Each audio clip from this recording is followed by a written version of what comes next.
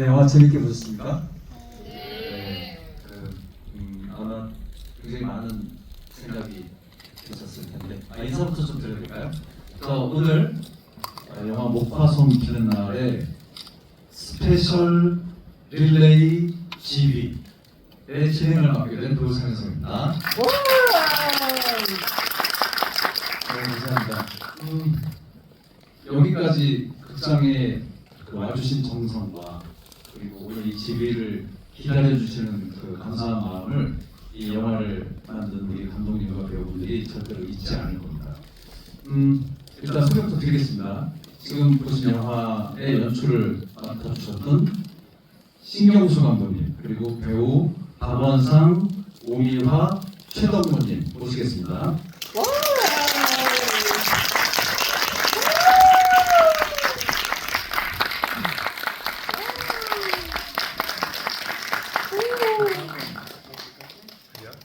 안녕하십니까. 네, 앉으시죠. 저는 사실 사적으로 다 굉장히 가까운 사이들이어서 제가 아주 마음이 편합니다. 우선 다들 궁금한 점이 많으시겠지만 인사부터 좀 드리겠습니다. 우리 신경수 감독님부터 간단하게 인사 말씀해 주시고요. 배우분들은 인사하고 그 본인이 맡은 배역까지 같이 좀 부탁드릴게요. 네, 저희 작년 5월 초부터 촬영을 했는데요. 1년 만에 여러분들 만나게 됐습니다. 연출 맡은 감독 신용입니다. 감사합니다. 이렇게 함께해 주셔서 병화 역할을 맡아주겠던 배우 박원상입니다. 다시 한번 정말 진심으로 감사드립니다. 저는 수연 역의 오미화입니다. 버스 운전기사 방기수의 최동입니다. 안녕하십니까?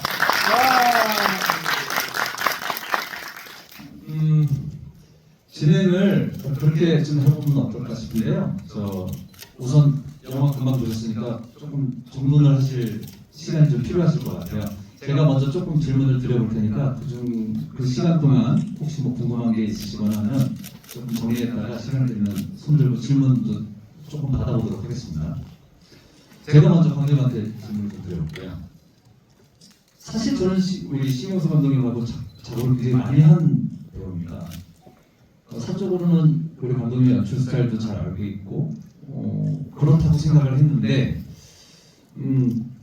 지금 이 영화를 보면서 저도 이제 시사회 때 가서 봤지만 굉장히 많은 생각이 들었어요. 드라마 감독으로서의 연출이라는 것은 사실은 이제 이를테면 우리끼리 얘기할 때 그 납품 길이를 맞춰야 되고 그 어느 에피소드마다의 그 그래프가 있어야 되고 이런 것들이 이제 굉장히 능수능란하신 분이거든요. 굉장히 베테랑 드라마 감독이신데 이 영화는 사실은 제작 기간도 그렇게 길지 않았다고 들었고 근데 그 시간과 감정과 밀도의 밸런스 그리고 공급 기한 이걸 어떻게 맞추셨는지 그게 저는 제일 궁금했어요.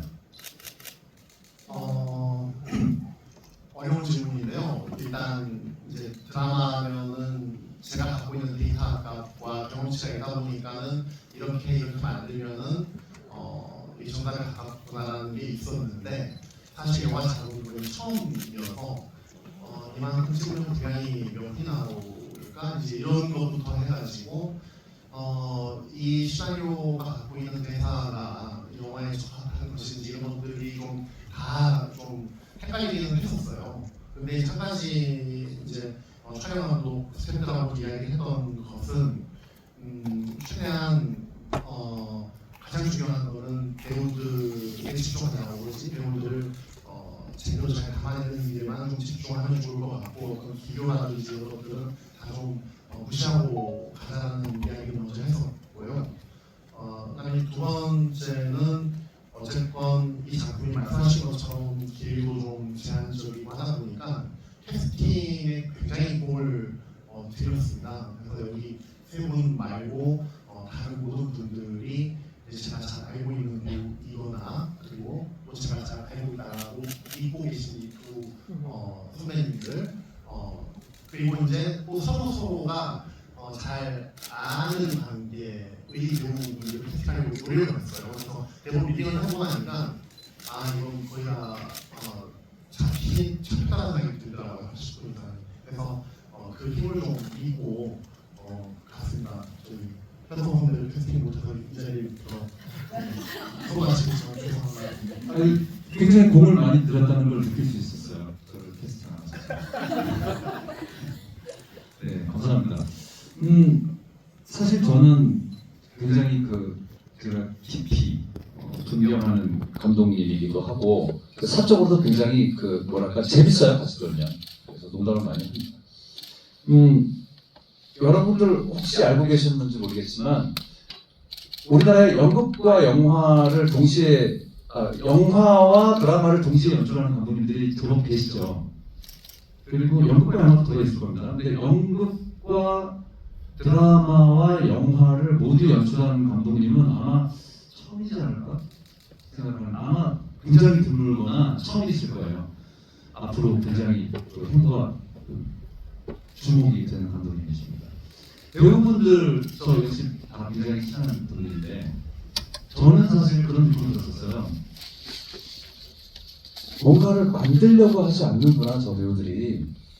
그냥 마치 어떤 순간을 그냥 싹둑 잘라서 그 면을 이 객석으로 확 들이미는 것 같은 굉장히 충격적이랄까 좀 서럽다는 느낌도 들고 실제 벌어졌던 사건, 참사 그리고 그 순간을 경험하셨던 분들을 연기할 때 어떤 게 가장 고민이 되고 어떤 것에 가장 신경을 쓰셨는지 세 분 모두에게 좀 여쭙겠습니다.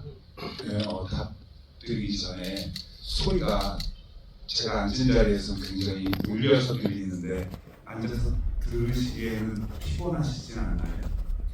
네, 다행이에요. 우리 장현성 씨가 꿈이 시인이시거든요. 그래서 말이 좀 길고 그 작업이 꽃을 피는 날 저희가 넉넉한 상황에서 작업을 할 수 있는 조건이 아니었어요. 그래서 총 회차가 8회차였습니다. 8회차에 이 장편 영화를 다 마무리를 해야 하는 상황이어서 지나고 나서 생각해보니까 오히려 조금은 열악했던, 사실은 많이 열악했던 그런 시간적인 제한이 연기를 하는 제 입장에서는 오히려 도움이 됐었던 것 같아요. 불필요한 생각 걷어내고 바로 작품 속 인물로 들어갈 수 있었던 이유 중에 하나여서 지나고 나서 생각해보니까 오히려 다행이었다 싶네요. 네, 저 같은 경우도 이 작품이 사실 다큐와 다름없는 이야기를 다루고 있으니까 그 유가족의 그 부분을 어떻게 참여하는 데는 사실 이걸 참여해야겠다, 내가 동참해야겠다라고 쉽게 결정을 했는데 사실 역할을 들어가려고 생각했을 때는 사실 부담이 좀 많이 됐었어요. 그래서 근데 아무리 생각해봐도 사실 유가족분들이 갖고 있을 모든 그 정서, 감정, 보통 분노, 슬픔 이걸 어떻게 제가 다 표현하겠어요. 그래서 대본에 있는 그 수연이라는 인물이 또 밖으로 나가서 뜨겁게 막 활동을 하고 운동을 하는 사람이 아니라 집에서 본인의 것을 누르고 견디고 있는 인물을 생각했기 때문에 저는 그냥 장면을 잘 견디어야겠다. 모든 걸 다 담아낼 수는 없겠지만 그 견디려고 했던 거로 저는 좀 많이 편하게 했던 것 같아요.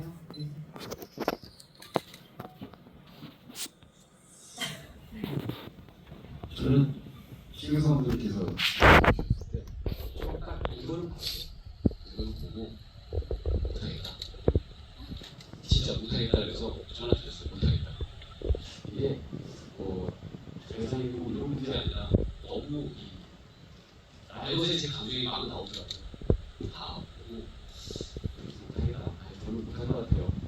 근데 한 50일에 감독님이 전화를 주시는데 경호를 5시간 한다. 근데 어제요 저 30년씩 다닐 때 제가 경호를 5시간 한다는 얘기 딱 듣고 그럼 제가 할게요. 아무 황진수를 했어요. 근데 황진수의 그 감정이나 이런 건 굳이 만들어내지 않아도 그 10년 전의 세월호를 기억하고 있는 이 시대를 살아가는 사람들이라면 해소되지 않은 어떤 감정들이나 있잖아요. 한번 분노해 보시면 되고 이건 완전히 다 가름하지 못한 그 감정들이 있잖아요. 저도 그 감정들이 있었고 그래서 그 황진수의 그 감정을 어떻게 만들 이유는 전혀 없었어요. 분명히 제가 가지고 있는 게 있었고 너무 그냥 알것으로 나올 것 같더라고요. 어쨌든 저는 그 특별히 만들거나 그러지 않았습니다. 자연스러웠던 것 같아요. 황진수 하는 게. 아 그리고 참고로 일종 대형 면허가 없습니다. 버스 모으는 건 다른 분이 버스를 모여놓습니다 이게 모이면 좀 한번 물어보려고 했어요. 근데 뒤에 승객들이 타고 있으니까 위험하더라고요. 나중에 남편들이 혹시 타고 있을지 모른다 그래서 운전을 한 번도 못했습니다. 네. 네, 저는 제가 개인적으로 참 드리지 않을 수 없는 질문은 어쩔 수 없이 그 말씀 드려야 되겠는데 선체를 직접 들어가셔서 촬영을 하셨잖아요. 그게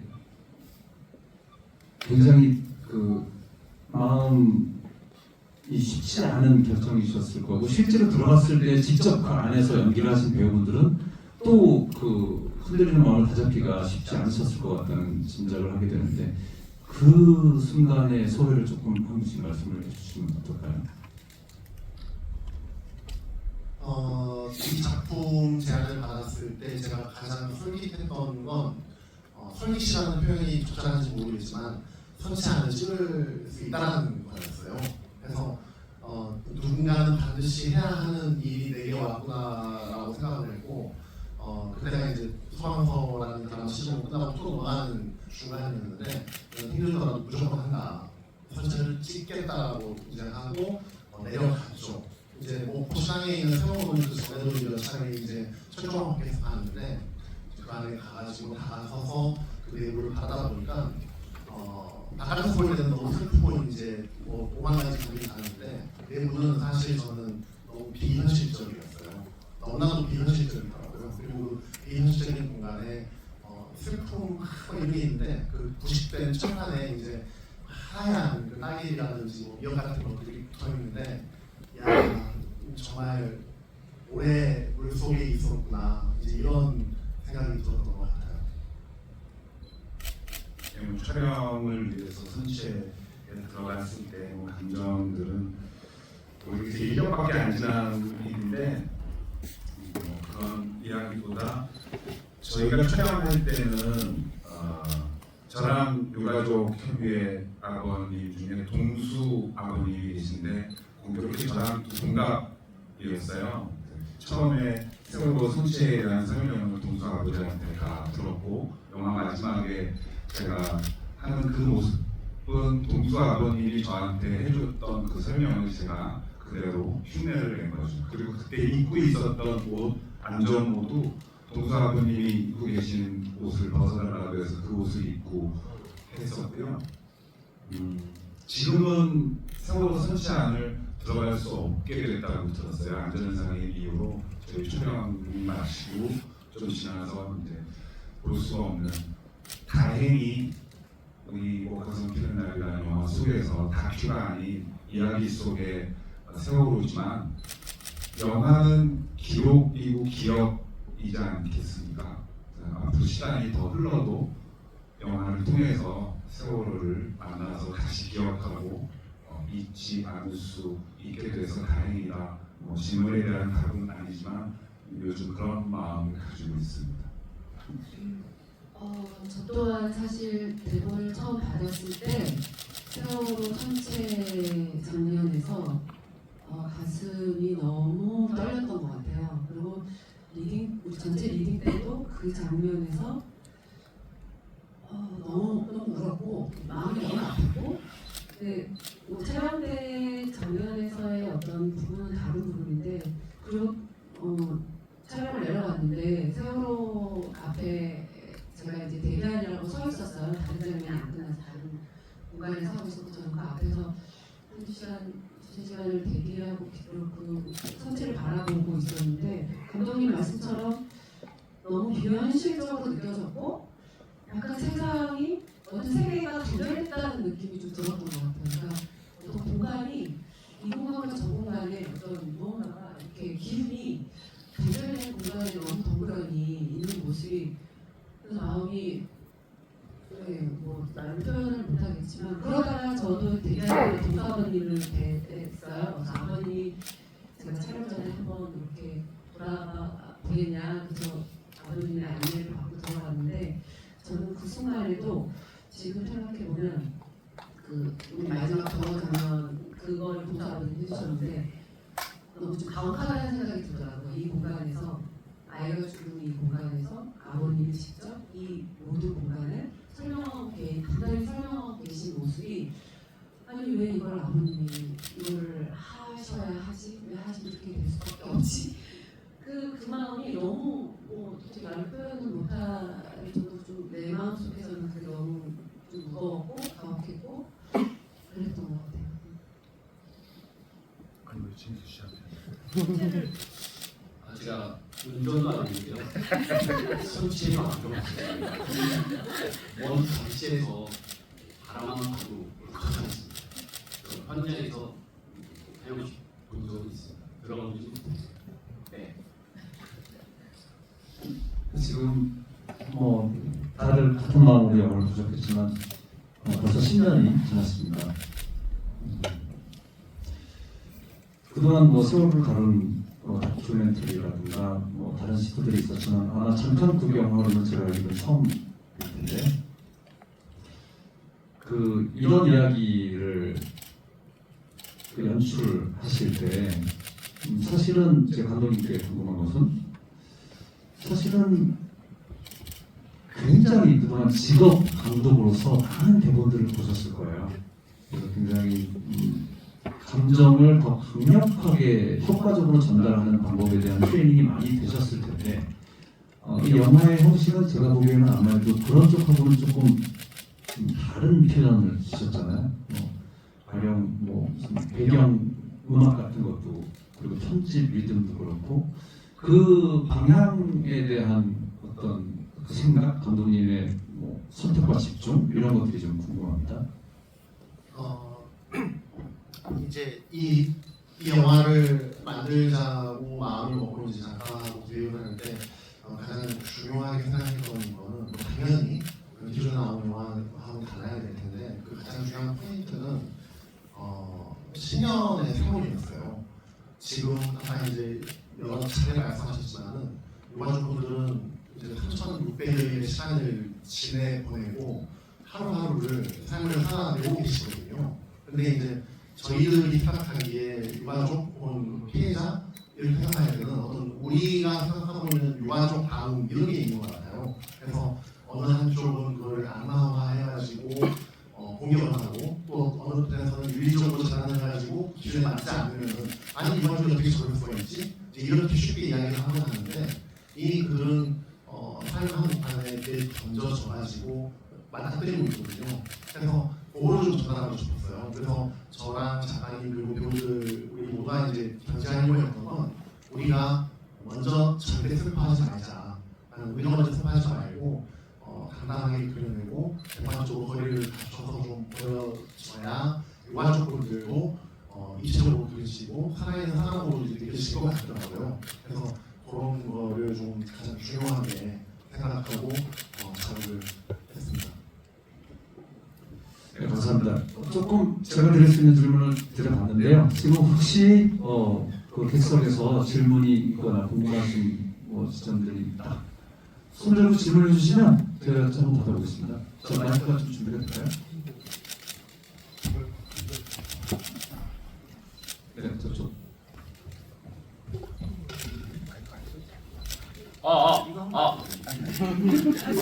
마이크 없이.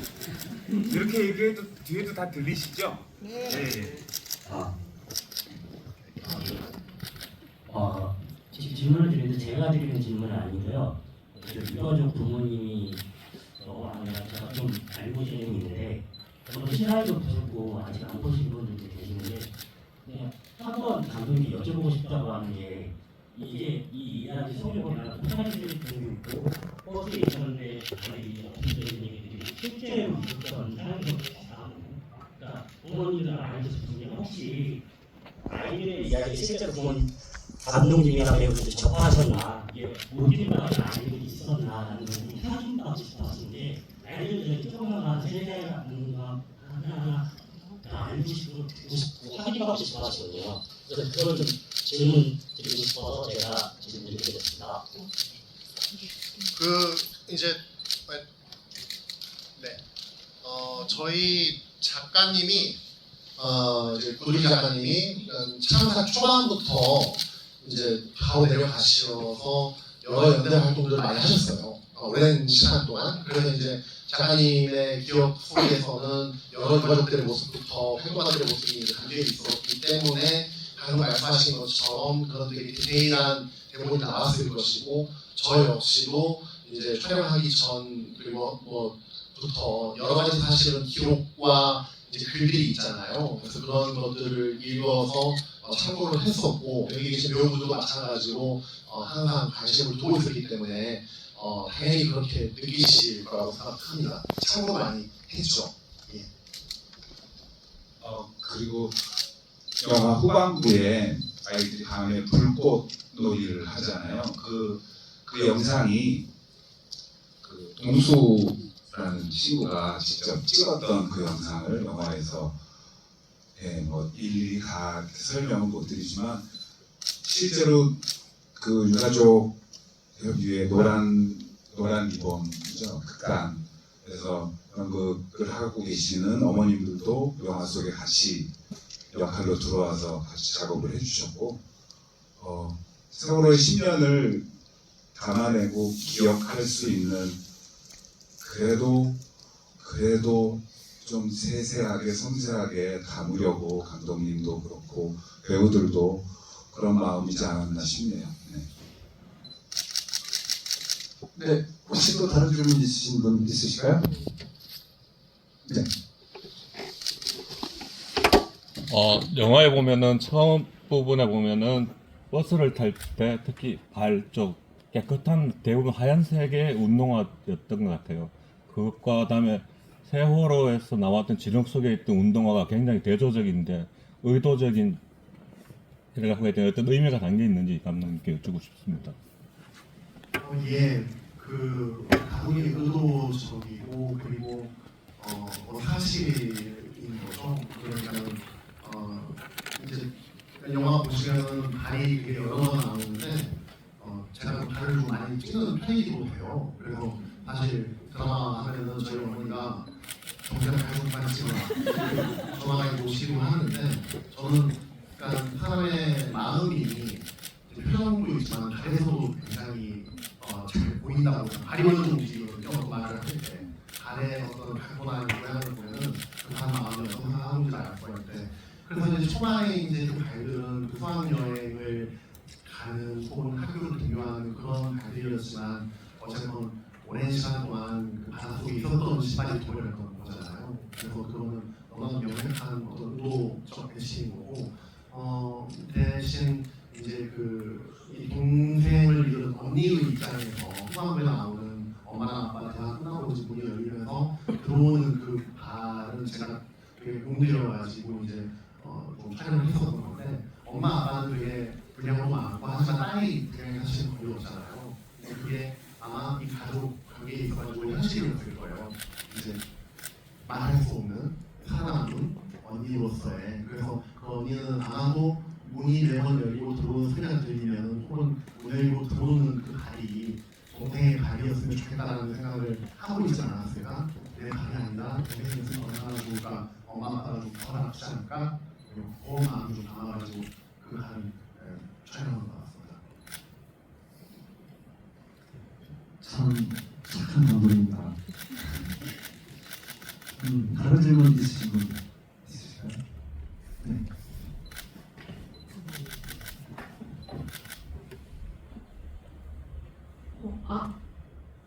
영화 너무 잘 봤고요. 저는 오늘 영화 세 번째 봤는데 세 번 보니까 좀 좋고 마음이 와닿아서 여기 오신 분들도 2번, 3번씩 보셨으면 좋겠고 전에 박은성 배우님 말씀하셨던 것처럼 다 각자 피라미드의 정점이 되어서 주변의 영화를 널리 전파하셨으면 좋겠고요. 질문은 감독님께 드릴 건데요. 영화에 보니까 그 수연이랑 병호가 결혼 반지 끼고 나오는데 수연이랑 병호만 끼고 나오더라고요. 그래서 그냥 부부라서 끼고 나오는 것 같지는 않아서 혹시 특별한 이유가 있으셨는지 궁금합니다. 일단 수연하고 병호를 제외한 사람들은 결혼 반지 끼지 약간 그런 경우 없다는 말씀으로 이해해 볼까요? 예. 굉장히 저기 그 디테일한 이제 지적이 주셔가지고 당황을 하지 않을 수 없는데요. 아마 이제 기억을 되짚어 보니까 지금 한 시간이 하나 났던 게 저희 의상팀에서 반지하고 뺀 게 어떻겠냐 그런 얘기했던 상의했던 기억이 문득 나는데 제가 그러지는 말자고 답을 했던 것 같아요. 그러니까는 그렇게 말했던 이유는 아마도 뭐 지금 생각에는 그 반지 뺀 결이 있었을까? 반지가 끼어져 있는 것조차도 아마 모르지 않았을까? 그러니까 딸이 주고 해가지고 한 상이 이제 완전히 무너져 버리기 때문에 그래서 아마 그냥 빼지 말고 그냥 참는 게 맞는 것 같은데 이렇게 이야기를 했던 것 같아요. 답이 있으실까요? 다른 질문 혹시 더 있으실까요? 네. 저 뒤쪽에서 한번 볼까요?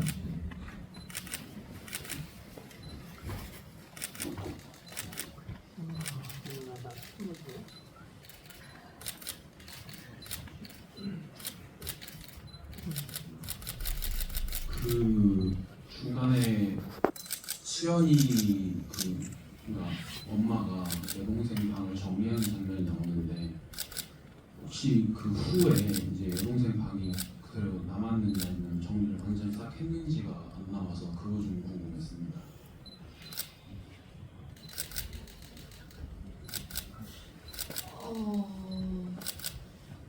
정리를 하고 나서 그 뒤로는 아마 다시 경우의 방을 만들지 않았을 것 같아요. 제 생각은. 감독님 어떻게 생각하실지 모르겠지만. 근데 그 마지막에 채은이가 큰 딸이 그 다시 가족 사진을 꺼내줬잖아요. 근데 아마도 그 공간을 새롭게 다시 만들진 않았을 것 같고 수연은 그렇게 부모를 만나서 내려간 이후로 이제 수연은 바깥으로 나갔을 것 같아요. 저는 이제는 바깥에 손에 있는 사람들 손을 잡고 같이 울고 같이 활동하고 같이 이야기하고 뭔가 이제 어떤 노란리본의 어머니들처럼 예전 합창단이 어디로 공방을 가실 수도 있고 가족 협의회 분들과 함께 이제 나누는 삶을 살면서 병화와 함께 좀 이렇게 가지 않았을까 그런 생각을 했던 것 같아요. 저는. 네. 그냥 문득 든 생각. 영화든 연극이든 이제 오늘 영화를 보셨으니까 목화성 피는 날은 오늘 질문 주시고 반지를 질문하신 분들도 마찬가지지만 이제 여러분의 이야기가 될 거라고 생각을 하거든요. 그런 부분들은 여러분들께서 더 이렇게 알차게 채워주시면 좋을 것 같습니다. 네, 좀 전에 그 여자분, 네.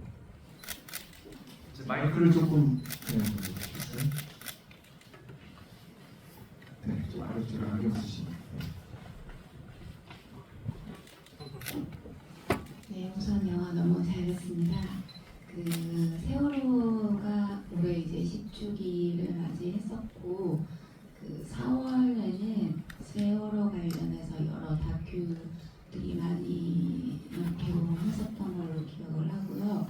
저 역시 그때 뭐 바람의 세월이라던가 이런 다큐들을 관람하고 GV도 참석을 했었어요. 뭐 바람 세월 같은 경우는 이제 유가족 분들의 어떤 상황을 위주로 해서 그런 얘기들이 많이 나왔었는데 아마 뭐 목화 좀 피는 나이라던가 그런 다큐들이 촬영한 시점이 왠지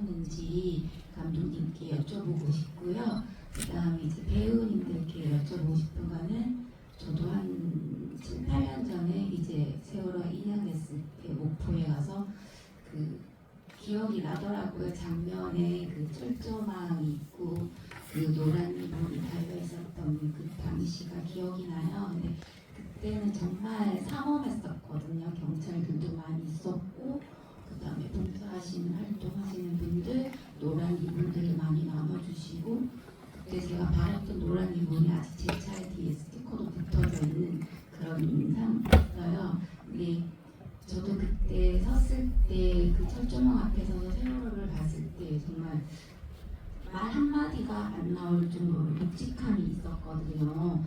배우분들은 촬영을 하러 그 장소에 딱 첫 발을 디디셨을 때 어떤 감정이 드셨는지 새 배우님께 여쭤보고 싶습니다.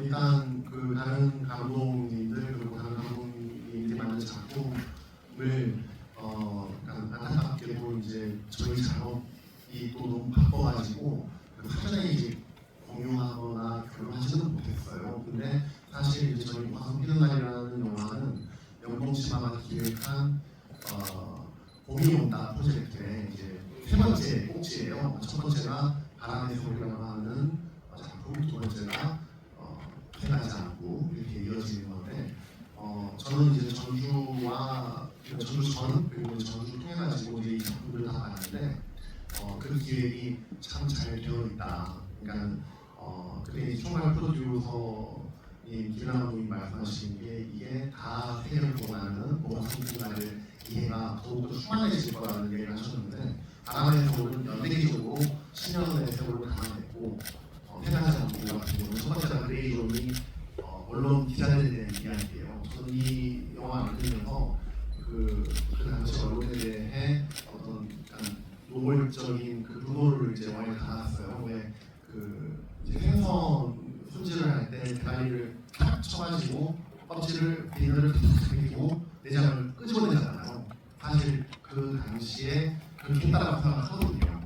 근데 그 그레이존이라는 작품을 보면은 시스템은 그랬을지라도 그 안에서 너무나 고통받았던 언론인들이 계셨구나라는 걸 그렇게 매도할 건 아니었다라는 걸 그거 보면서 저는 뭐 반성하게 되더라고요. 그래서 저도 그 뒤늦게 보고 이렇게 더 많은 깨달음을 얻었듯이 이 영화도 영화지만 다른 작품들이 꼭 기회가 되면 같이 좀 봐주시면 너무 좋을 것 같습니다.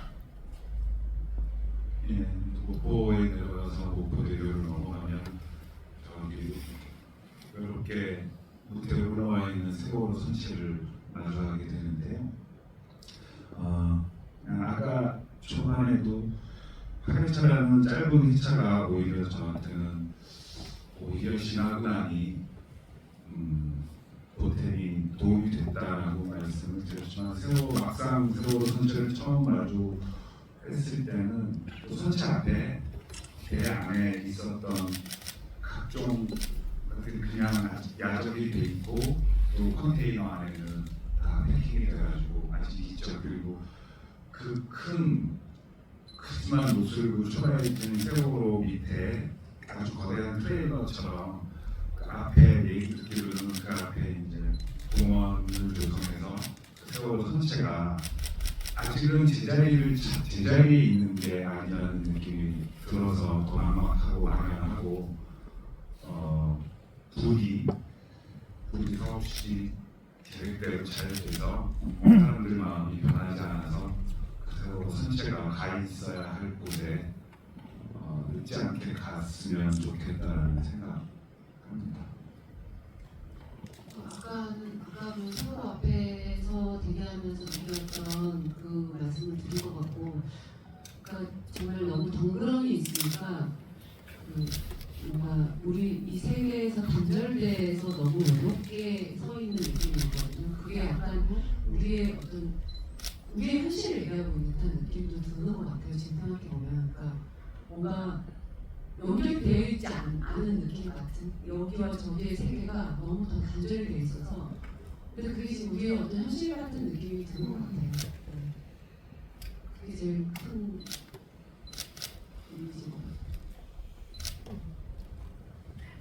질문을 주신 관객분이 느꼈던 그 감정 그대로 배우들도 다 느끼지 않았을까요? 저도 아까 말씀드렸다시피 해소되지도 않았고 단 한 번도 제대로 분해보지도 못했고 아마 영원히 해소되지 않을 것 같은 감정인데 잠시 잊고 일상을 살다가 아마 이런 뉴스를 보거나 그 자리에 가면 다시 올라오잖아요. 감정이 비슷하지 않을까요? 질문하신 분이랑 저는 그렇게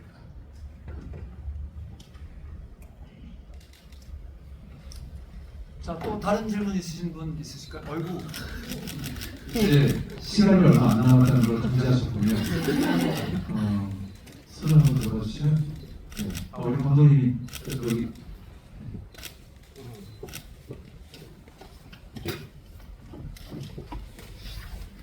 네, 안녕하십니까.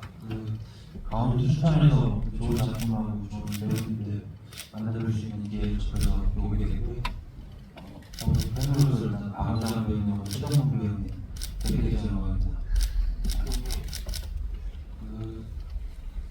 저도 방금 배우님 말씀하신 것처럼 일상생활하면서 약간 제 3자의 입장으로 평소 관심을 갖지 않고 좀 살아오다가 이번에 영화를 보고 좀 많은 소외를 느꼈는데요. 그래서 저는 최정문 배우님한테 여쭤보고 싶은 게 작품 속에서 어떻게 보면 제 3자의 그 시선으로 참여하신 등장인물이신데 영화 촬영하시면서 좀 가장 좀 기억에 오래 남으시는 부분이나 또 연기하시면서 어느 부분에 가장 좀 중점을 두고 연기하셨는지 궁금합니다. 오늘 다 보셨으니까 이렇게 영화랑 마지막에 이제 버스신 둘이서 대화하는 그 장면을 제가 찍고 그런 게 오디션을 받고 나중에 한참 시간이 지나서 감독님이랑 통화를 했어요. 감독님 제가 너무 감동을 많이 끄집어낸 것 같다. 혹시 이걸 보시는 분들이 저의 이 진수의 감정에 감동이 아니냐 그런 말씀을 그렇게 감독님이 들으면 그 다른 테이크들을 다 보고 이거를 집에 제일 좋았다.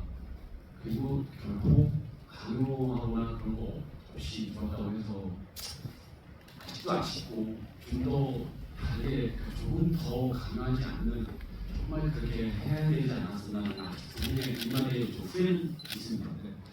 영화를 보고 그 버스 장면을 그냥 제가 진술을 보면서 영화를 보면서 최동훈이 약간 울컥하고 있더라고요.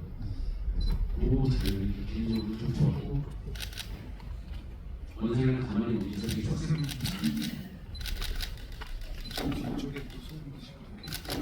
네, 지금 시간이 이제 많지는 않아서 딱 두 분의 질문만 짧게 받아보겠습니다. 네, 우리 박원상 배우님이 저 뒤쪽에 네. 아까 손 드셨어요. 저 남자분 돌아보시면 잘생기신 분. 육상으로 하셔도 됩니다.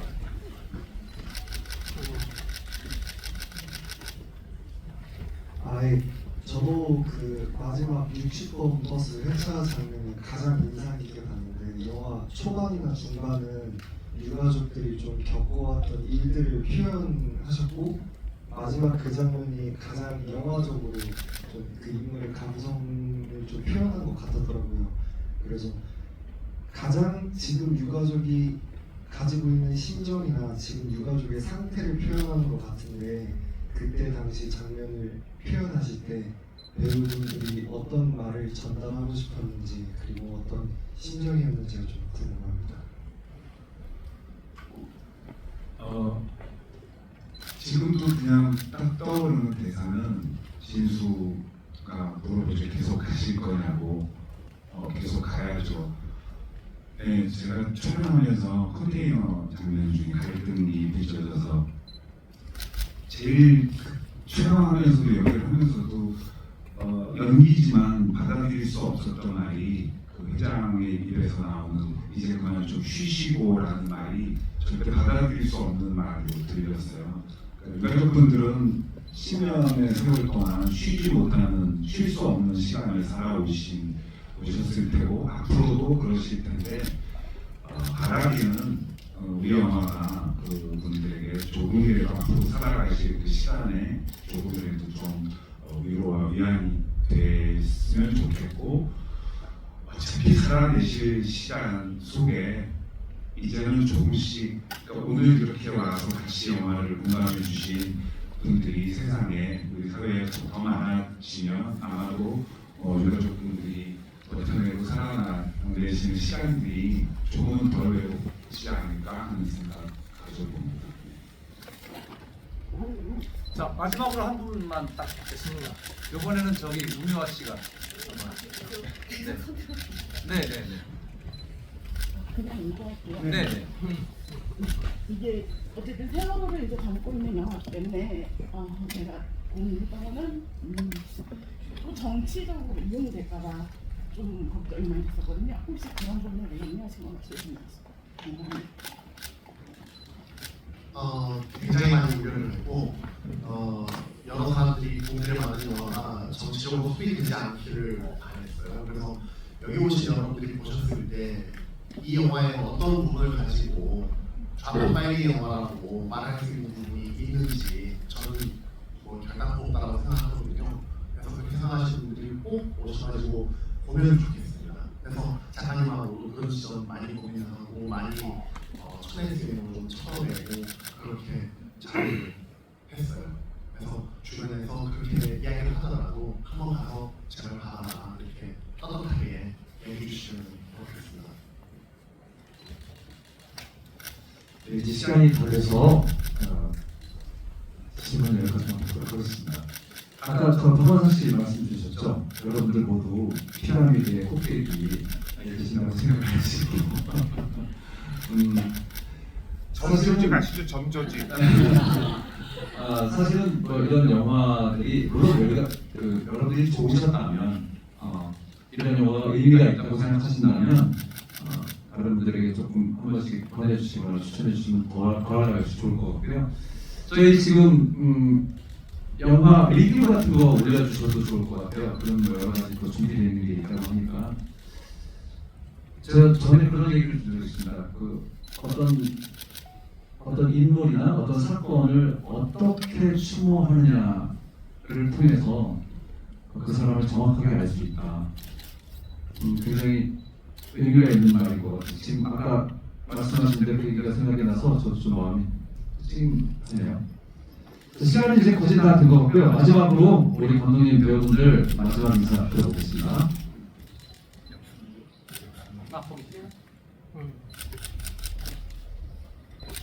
예, 와주셔서 너무 감사드리고요.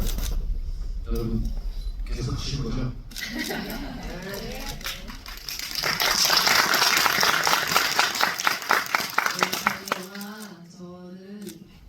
기본적인 사람에 대한 연민과 이해와 사랑에 대한 이야기라고 생각해요. 그래서 정말 선배님 말씀처럼 정말 이 영화가 더 많은 사람들이 보고 그 마음을 나누었으면 좋겠다는 생각을 많이 합니다. 네. 진심으로 함께 해주셔서 정말 너무너무 감사드립니다. 이렇게 시간에 서로가 외롭지 않게 그리고 우리 유가족분들이 외롭지 않게 그리고 우리 모두가 더 이상 외롭지 않게 따뜻하게 연대하고 그 장에서 계속 만나시면 좋겠습니다. 고맙습니다. 네, 오늘 질의 참석해 주셔서 대단히 감사드리고요. 아까 잠깐 말씀드린 것처럼 영화를 보시고 리뷰 작성해서 올려주시면 저희 제작진들이 또 큰 힘이 됩니다. 네? 입소문. 네, 그렇습니다. 입소문요. 네, 입소문 잘 부탁드리고요. 이제 일어나서 마지막 인사드리겠습니다. 감사합니다.